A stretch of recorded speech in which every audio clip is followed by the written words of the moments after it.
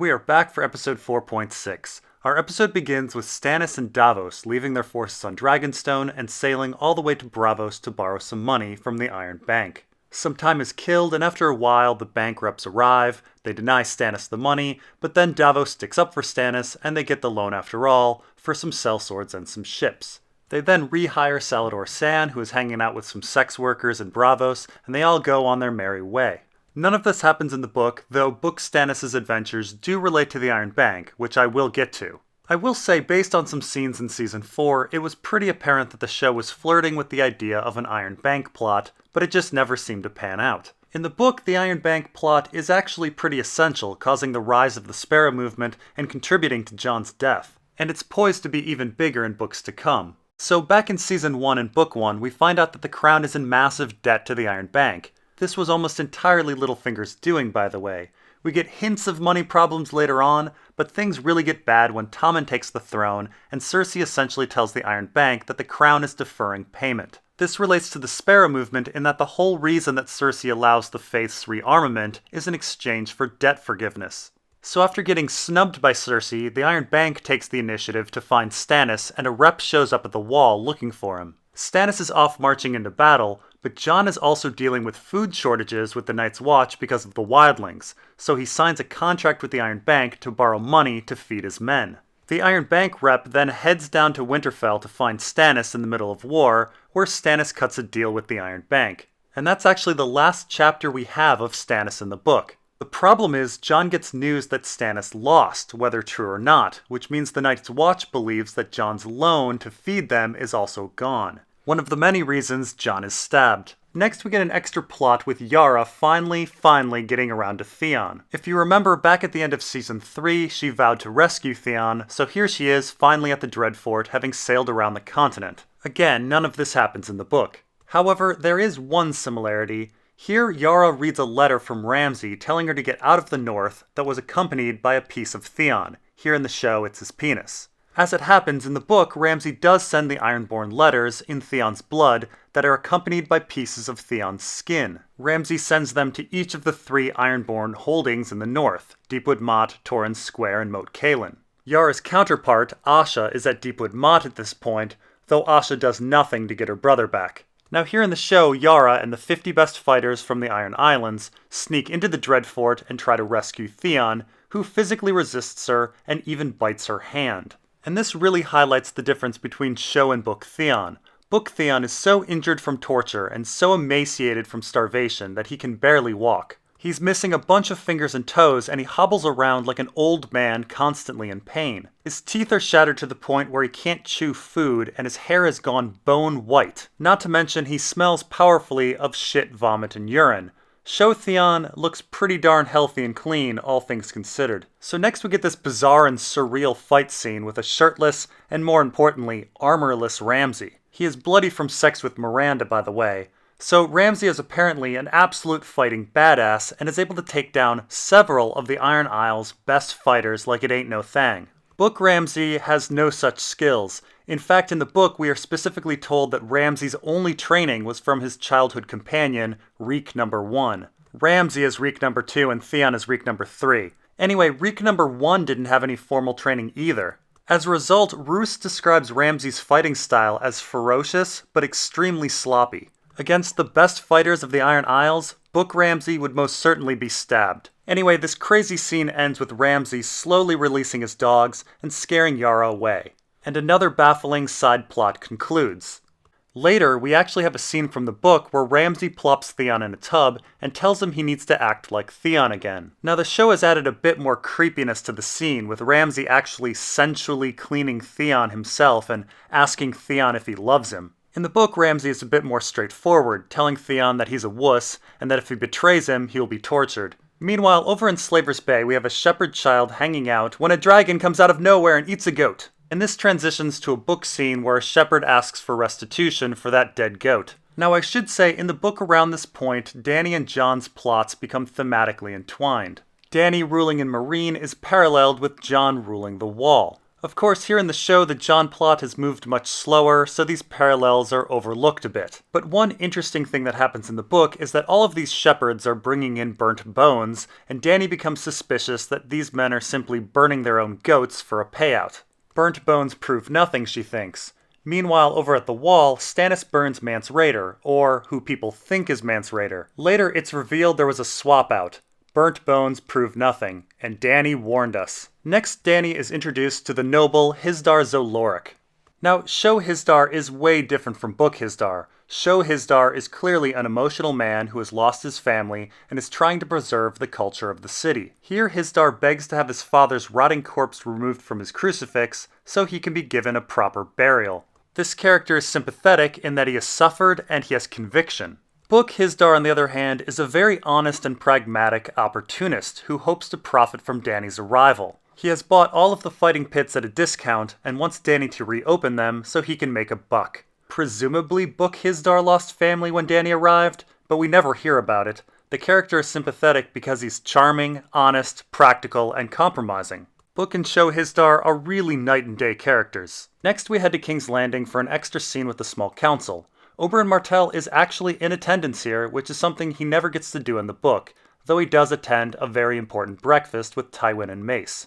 The Dornish seat on the small council was something that was promised back in Book 2 as part of Myrcella's betrothal to Trystane, and in the books, it still hasn't been filled, though the Sand Snake Lady Nym is supposedly en route to do so. Now, interestingly, here in the show, the small council discusses the Hound, who has been seen in the Riverlands, and they choose to put a bounty out on his head. In the book, rumors do go around that the Hound has gone craven, but he's not high on anyone's radar. That is, not until later on in the books when an impersonator steals his helmet and starts doing major raids. The Crown then makes it a priority to take him out. Next, the show small council then brings up Dany and her activities in Slaver's Bay. Now, what's rather funny about the books is that it's not until the very last chapter of the most recent book that the small council finally hears about Dany and her dragons. Oh, King Robert was very concerned with Dany herself, and Varys comically plays off a rumor about dragons in Karth, and Qyburn mentions a slave revolt with dragons, which is immediately dismissed, but our characters in King's Landing never really have all of the information until the very last chapter,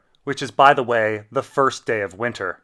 Anyway, here in the show, Tywin orders that Dany be dealt with, an order that is promptly ignored. I suppose that can be expected considering it probably went through Varys. So next we have an extra scene of Oberyn talking to Varys. We find out that Oberyn lived abroad for many years, and that Varys never really had any sexual preference at all before losing his testicles. And finally we have come to Tyrion's trial. Now interestingly, here in the show, Jaime comes to escort Tyrion in. Again, in the book, Tyrion doesn't even know that Jaime is in town, and Jaime is keeping a low profile. In the book, the head of the City Watch, Sir Adam Marbrand, escorts Tyrion in, and it's specifically not one of the Kingsguard, as nearly all of them are testifying against Tyrion in the trial. So the trial begins with Tywin, Mace, and Oberyn presiding, and here in the show, only one Kingsguard, Sir Meryn Trant, testifies against Tyrion, speaking truth but omitting important details. Now in the book, Cersei has a whole plan with the Kingsguard. She begins with the most noble, and then escalates to the most dishonest of them. She starts with Sir Balon, who testifies that yes, Tyrion hit Joffrey,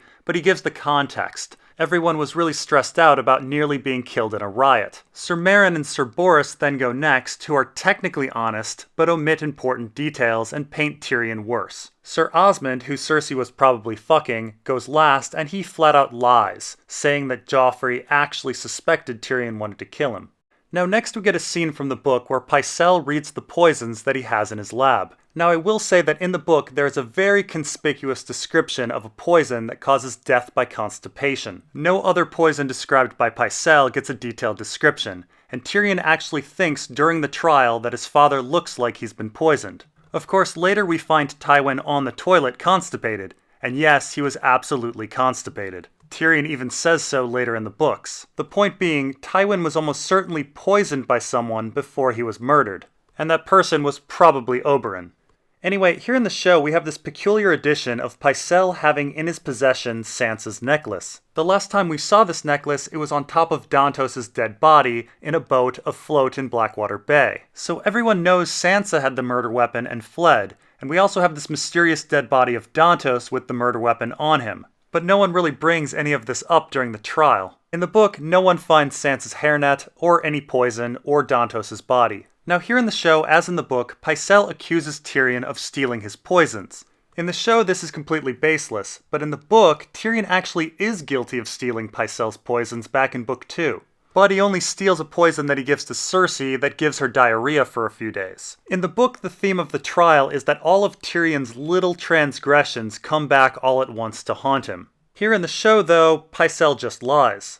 So here Cersei also testifies in the show, mentioning Tyrion's threat that her joy will be turned to ashes in her mouth. In the book, Cersei never testifies, but this information is delivered through Sir Osmond Kettleblack of the Kingsguard. Now in the book trial, a dozen other people also testify about Tyrion's actions during the wedding banquet. The most important of those that have been excluded is that of Taena Merryweather, a very big character who has been cut from the show. Taena Merryweather becomes an important advisor, lover, and manipulator of Cersei. She wins Cersei over by testifying that she saw Tyrion drop something into Joffrey's wine. It is Taena's testimony that in part causes Tyrion's uncle Kevin to believe in Tyrion's guilt. Now in both book and show, Varys does testify against Tyrion, but in the book the testimony is enormous and takes the entire day. Armed with copious notes and documentation, he essentially confirms every true thing from everyone else's testimony. He calls out Tyrion for talking about the utility of Tommen as king, for threatening Cersei, and for stealing poisons. Varys does not lie during his testimony, but he tells half-truths, which are something that George R. Martin has repeatedly called worse than lies throughout his writing.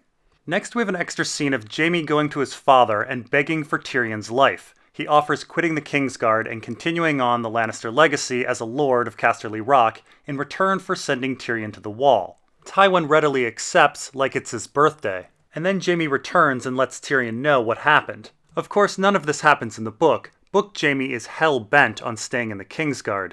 And we don't really know what Tywin's intentions were with Tyrion. He tells Jaime that Tyrion will be executed since regicide is pretty darn serious. But when Tyrion faces his father later, Tywin says Tyrion is heading to the Wall, which Tyrion seems to actually believe. Of course, Tywin had a crossbow pointed at him, and had a huge reason to lie. But then again, Tywin didn't act very fearful of the crossbow, and perished for his lack of tact. So, I don't know. I lean towards thinking Tyrion would have been executed since Tywin was saying that Mace Tyrell was leaning that way. But who knows if Tywin actually wanted Tyrion to go to the Wall and if he would have been persuasive. I guess the real answer is something that dies with Tywin. And finally, we get the testimony of Shae. Now, Shae's testimony is more or less the same in the books, but there are a few notable differences. Shae does bring up a few special, intimate moments with Tyrion that seem to be there just to rile Tyrion up.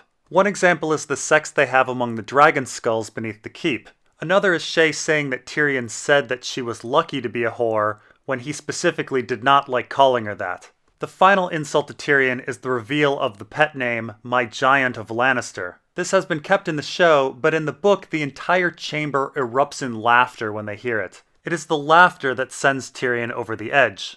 And so in both book and show, Tyrion confesses, but not to killing Joffrey, but to being a dwarf. He then tells everybody off and boasts about how he saved the city, which isn't really 100% accurate. And of course the episode ends with him demanding a trial by battle. Now the same general events happen in both book and show here, but the order changes their meaning. Here in the show, Tyrion has demanded trial by battle, and we know that later Oberyn is going to come forward as Tyrion's champion. But Tyrion doesn't know this, which means at this moment Tyrion is suicidal. Jaime cannot fight and Bronn has refused him. He has no champion, so apparently Tyrion just wants to die. In the book, Oberyn has already visited Tyrion and has offered his services as champion before this outburst. So book Tyrion is not suicidal at all. He has a champion with Oberyn. And that's all for episode 4.6. See you in episode 4.7.